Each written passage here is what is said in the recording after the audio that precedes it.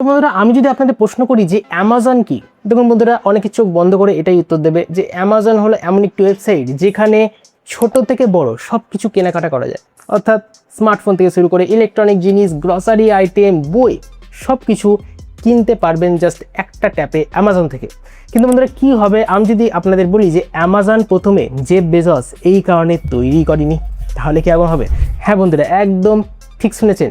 Amazon প্রথমে তৈরি হয়েছিল একটি অনলাইন বুক স্টোরের সেলার হিসেবে। হ্যাঁ বন্ধুরা, ঠিক শুনলেন। 1994 সালে যখন প্রথম এই কোম্পানিটি রেজিস্টার হয় তখন অ্যামাজন নামটা একদমই ছিল না। তখন অ্যামাজন কোম্পানির নাম দেওয়া হয়েছিল ক্যাডাব্রা। হ্যাঁ, আর এই ক্যাডাব্রা নামে প্রথম তারা অনলাইন বুক স্টোর ওপেন করে জেফ বেজসের ফাউন্ডারের আন্ডারে। কিন্তু বন্ধুরা, এখন দেখুন সেই কোম্পানির নাম পরিবর্তন হয়ে অ্যামাজন হয়ে যায়, আর এখন দেশ বিদেশে বিভিন্ন জায়গায় অ্যামাজন থেকে অনলাইন শপিং অনেকেই করে থাকে। তার ছোট্ট ফ্যাক্ট, কিন্তু খুব ইন্টারেস্টিং ফ্যাক্ট, যে অ্যামাজনের নাম আগে ক্যাডাব্রা ছিল, আর তারা প্রথমে অনলাইন মার্কেট প্লেসের পরিবর্তে একটি বুক স্টোর সেলার ছিল, অর্থাৎ বই বিক্রেতা ছিল। খুব ইন্টারেস্টিং ফ্যাক্ট, আমার তো ভালো লেগেছে। আপনাদের কেমন লাগলো অবশ্যই কমেন্ট সেকশনে লিখে জানাতে পারেন। আর এই ধরনের ইন্টারেস্টিং টিপস অ্যান্ড ট্রিক্স আর ফ্যাক্টস ভবিষ্যতেও জানতে হলে অবশ্যই চ্যানেলটিকে সাবস্ক্রাইব করতে পারেন।